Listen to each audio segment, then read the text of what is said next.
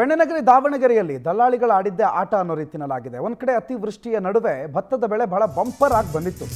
ಭತ್ತದ ಬೆಳೆ ನಾಡಿನಾದ್ಯಂತ ಬಹಳ ಬಂಪರ್ ಆಗಿ ಬೆಳೆದಿದೆ, ಬಹಳ ಸುಂದರವಾಗಿ ಭತ್ತ ಬೆಳೆ ಕೊಟ್ಟಿದೆ. ಆದರೆ ಅದನ್ನು ಕೇಳೋರು ಯಾರೂ ಇಲ್ಲ. ದಲ್ಲಾಳಿಗಳ ಆಡಿದ್ದೇ ಆಟ ಅನ್ನೋ ರೀತಿಯಲ್ಲಿ ಆಗ್ಬಿಟ್ಟಿದೆ. ಭತ್ತ ಚೆನ್ನಾಗಿದ್ರೂ ಕೂಡ ಭತ್ತದ ಬೆಲೆ ನೆಲಕಚ್ಚಿದೆ. ಕಂಗಾಲಾಗಿ ಹೋಗಿದ್ದಾರೆ ಬೆಳೆಗಾರರು. ದಲ್ಲಾಳಿಗಳ ಹಿಡಿತದಿಂದ ಭತ್ತದ ದರ ಪಾತಾಳಕ್ಕೆ ಕುಸಿದಂಗಿದೆ. ದಾವಣಗೆರೆಯ ಜಿಲ್ಲೆಯಾದ್ಯಂತ ಭತ್ತದ ಬಂಪರ್ ಇಳುವರಿ ಇದ್ರೂ ಕೂಡ ಆ ಇಳುವರಿಯಾಗಿರುವ ಭತ್ತವನ್ನು ಯಾರೂ ತೆಗೆದುಕೊಳ್ತಿಲ್ಲ. ಕೃಷಿ ಉತ್ಪನ್ನ ಮಾರುಕಟ್ಟೆಯಲ್ಲಿ ಭತ್ತ ಒಕ್ಕಲಾಗಿದೆ. ಭತ್ತ ಬೆಳೆಯೋದು ಕಷ್ಟ, ಬೆಳೆದ ಮೇಲೆ ಬೆಲೆ ಸಿಗದೆ ಅದು ಇನ್ನೊಂದು ಕಷ್ಟ. ಖರೀದಿಯಾಗದೆ ಇದ್ದಲ್ಲೇ ಬಿದ್ದು ಬಿಟ್ಟಿವೆ ಭತ್ತದ ರಾಶಿಗಳು. ಈ ಟೆಂಡರ್ ಕರೆಯುವಂತೆ ಪಟ್ಟು ಹಿಡಿದಿದ್ದಾರೆ ಭತ್ತದ ಬೆಳೆಗಾರರು. ಕನಿಷ್ಠ ಬೆಂಬಲ ಬೆಲೆ ಕೊಡಿ ಅಂತ ಹೇಳಿ, ಭತ್ತ ಖರೀದಿ ಮಾಡಿ ಅಂತ ಹೇಳಿ ಒತ್ತಾಯವನ್ನು ಮುಂದಿಡ್ತಿದ್ದಾರೆ. ಬಟ್ ದಲ್ಲಾಳಿಗಳು ಅವ್ರು ಹೇಳಿದ್ದಾರೆ ಕೊಟ್ಟರೆ ಕೊಡಿ, ಇಲ್ಲ ಅಂದರೆ ಬೇಡ ನಮಗೆ ಅನ್ನೋ ರೀತಿಯಲ್ಲಿ ಭಾಳ ಉತ್ಪನ್ನವಾಗಿ ಭಾಳ ಉತ್ಕೃಷ್ಟವಾಗಿ ಅಲ್ಲಿ ಬೆಳೆ ಆಗಿರೋದ್ರಿಂದ ನಿಮ್ಮದಲ್ಲ ಅಂದರೆ ಇನ್ನೊಬ್ರದ್ದು, ನಮಗೆ ಕೊಡೋರು ಸಾಕು ಅಂಥೇಳಿ ದಲ್ಲಾಳಿಗಳು ಅವ್ರು ಆಟ ಆಡ್ತಿದ್ದಾರೆ. ಆ ನಡುವೆ ರೈತರು, ಆ ಭತ್ತ ಬೆಳೆದಿರುವಂಥ ರೈತರು ಬೆಂಬಲ ಬೆಲೆ, ಕನಿಷ್ಠ ಬೆಂಬಲ ಬೆಲೆ ಇಡಬೇಕು, ಆ ರೀತಿಯಲ್ಲಿ ಈ ಟೆಂಡರ್ ಕರೆದು ನಮ್ಮ ಭತ್ತವನ್ನು ಖರೀದಿ ಮಾಡಬೇಕು ಅಂತ ಮನವಿ ಮಾಡಿಕೊಂಡಿದ್ದಾರೆ.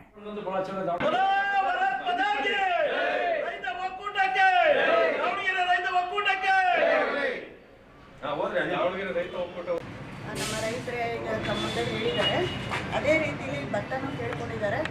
ನಾಳೆಯಿಂದನೇ ಶುರು ಮಾಡ್ತೀವಿ.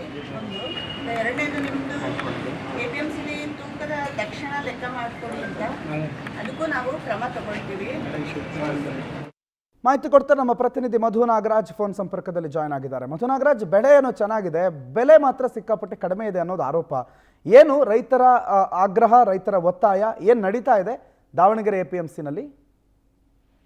ಪ್ರಣೋದ್, ಪ್ರಮುಖವಾಗಿ ಬೆಣ್ಣೆನಗರಿ ದಾವಣಗೆರೆಯಲ್ಲಿ ಈ ಬಾರಿ ಭತ್ತದ ಬೆಳೆ ಚೆನ್ನಾಗಿ ಬಂದಿರತಕ್ಕಂಥದ್ದು. ಯಾಕಂದ್ರೆ ಭದ್ರಾ ಜಲಾಶಯ ತುಂಬಿರೋದ್ರಿಂದ ಈ ಬಾರಿ ಏನು ಸತತವಾಗಿ ನೀರು ಹರಿಯೋದ್ರಿಂದ ದಾವಣಗೆರೆಯಲ್ಲಿ ಸುಮಾರು ಲಕ್ಷ ಹೆಕ್ಟೇರ್ ಪ್ರದೇಶದಲ್ಲಿ ಭತ್ತ ಬೆಳೆದಿದ್ರು. ಈ ಒಂದು ಭತ್ತದ ಉತ್ತಮ ಇಳುವರಿ ಸಹ ಬಂದಿರತಕ್ಕಂಥದ್ದು. 4.5 ಲಕ್ಷ ಮೆಟ್ರಿಕ್ ಟನ್ ಭತ್ತ ಇಳುವರಿ ಈಗಾಗಲೇ ಬರ್ತಾ ಇರತಕ್ಕಂಥದ್ದು. ಆದ್ರೆ ಬೆಲೆ ಕುಸಿತದಿಂದ ರೈತ ಕಂಗಾಲಾಗಿರತಕ್ಕಂಥದ್ದು. ಯಾಕಂದ್ರೆ ಈ ಹಿಂದೆ ಕಳೆದ ವರ್ಷ 3,000 ರೂಪಾಯಿ ಒಂದು ಕ್ವಿಂಟಾಲ್ಗೆ ಭತ್ತದ ದರ ಇತ್ತು. ಆದ್ರೆ ಈ ಬಾರಿ 2,000ದಿಂದ 2,200 ರೂಪಾಯಿ ಭತ್ತ ದರ ಕುಸಿತ ಆಗಿರೋದ್ರಿಂದ ರೈತ ಒಂದು ಕಂಗಾಲಾಗಿರ್ತಕ್ಕಂಥದ್ದು. ಹೀಗಾಗಿ ಒಂದು ದಾವಣಗೆರೆಯಲ್ಲಿ ಒಂದು ಖರೀದಿ ಕೇಂದ್ರ ಸ್ಟಾರ್ಟ್ ಮಾಡಬೇಕು, ಜೊತೆಗೆ ಟೆಂಡರ್ ಪ್ರಕ್ರಿಯೆಯನ್ನ ಶುರು ಮಾಡ್ಬೇಕಂತೇಳಿ ರೈತರು ಕೂಡ ಪ್ರೊಟೆಸ್ಟ್ ಮಾಡಿರ್ತಕ್ಕಂಥದ್ದು. ಜೊತೆಗೆ DC ಅವರಿಗೆ ಮನವಿ ಕೂಡ ಮಾಡಿರ್ತಕ್ಕಂಥದ್ದು. ಯಾಕಂದ್ರೆ ಈ ಮಧ್ಯವರ್ತಿಗಳ ಹಾವಳಿಯಿಂದ ಈ ಮಾತಾಡಿಸ್ತೀನಿ. APMC ಮಾಜಿ ಅಧ್ಯಕ್ಷರು BM ಸತೀಶ್ ನಮ್ಮ ಜೊತೆಗೆ ಫೋನ್ ಸಂಪರ್ಕದಲ್ಲಿದ್ದಾರೆ. ಸಾಹೇಬ್ರೆ ನಮಸ್ಕಾರ. ನಮಸ್ತೆ ಸರ್. ಮಧ್ಯವರ್ತಿಗಳ ಹಾವಳಿ ಅನ್ನೋದನ್ನ ನಮ್ಮ ಪ್ರತಿನಿಧಿ ಹೇಳ್ತಾ ಇದ್ರು. ನಿಮಗೆ ಕನಿಷ್ಠ ಬೆಂಬಲ ಬೆಲೆ ಇಲ್ಲ, ಬಹಳ ಪಾತಾಳಕ್ಕೆ ಕುಸಿದು ಬಿಟ್ಟಿದೆ ಅನ್ನೋದು. ಏನ್ ನಿಮ್ಮ ಆಗ್ರಹ, ಏನ್ ನಿಮ್ಮ ಮನವಿ? ಈಗ ಕಳೆದ ಸಲ 3,100 3,200 ರೂಪಾಯಿ, ನಾನೇ 3,080 ರೂಪಾಯಿ ಕೊಟ್ಟಿದ್ದೆ ಪರ್ ಕ್ವಿಂಟಲ್ಗೆ. ಈ ಒಂದು ವರ್ಷ ಆದ ನಂತರ ರೇಟ್ ಬಹಳಷ್ಟು ಕಡಿಮೆ ಆಗಿದೆ. ಆಮೇಲೆ ಭತ್ತದ ಬೆಳೆ ಚೆನ್ನಾಗಿ ಬಂದಿದೆ, ಉತ್ತಮ ಮಳೆ ಆಗಿದೆ, ಇಳುವರಿ ಚೆನ್ನಾಗಿದೆ. ಆದ್ರೆ ದರ ಕುಸಿತದಿಂದ ರೈತರಿಗೆ ಬಹಳಷ್ಟು ಸಂಕಷ್ಟ ಅನುಭವಿಸ್ತಕ್ಕಂಥ ಪರಿಸ್ಥಿತಿ ಇವತ್ತು ನೀವು APMC ಹಿಂದೆ ಅಧ್ಯಕ್ಷರಾಗಿ ಹಿಂದೆ ಕೆಲಸ ಮಾಡಿರೋರಾಗಿರೋದ್ರಿಂದ ಏನ್ ಮಾರ್ಗ, ಏನು ಈ ರೈತರ ಗೋಳನ್ನ ಕಡಿಮೆ ಮಾಡೋದಕ್ಕೆ ಮಾರ್ಗ ಅಂತಂದ್ರೆ ಸರ್ಕಾರ ಖರೀದಿ ಕೇಂದ್ರಗಳನ್ನು ಪ್ರಾರಂಭ ಮಾಡಬೇಕು.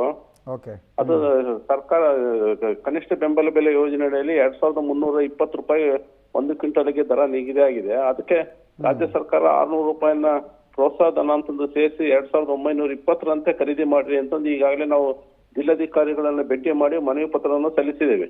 ಜಿಲ್ಲಾಧಿಕಾರಿಗಳು ತಕ್ಷಣವೇ ಖರೀದಿ ಕೇಂದ್ರ ಪ್ರಾರಂಭ ಮಾಡ್ತೀವಿ ಅಂತಂದು ಹೇಳಿದ್ದಾರೆ. ಮತ್ತು ಅದ್ರ ಜೊತೆಗೆ ಅಲ್ಲಿ ವ್ಯಾಪಾರ ವಹಿವಾಟು ಏನ್ ನಡೀತಾ ಇದೆ ಅದು ಓಪನ್ ಆಗಿ ಆಗ್ತಾ ಇದೆ.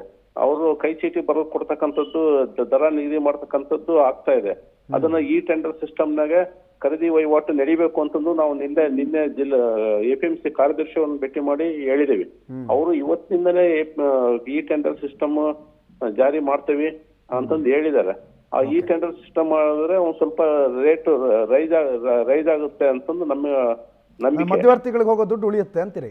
ಉಳಿಯುತ್ತೆ. ಆ ದುಡ್ಡು ರೈತರಿಗೆ ಬರುತ್ತೆ, ರೈತರಿಗೆ ಸ್ವಲ್ಪ ಆದ್ರೂ ಹೆಚ್ಚಿಗೆ ಸಿಗುತ್ತೆ.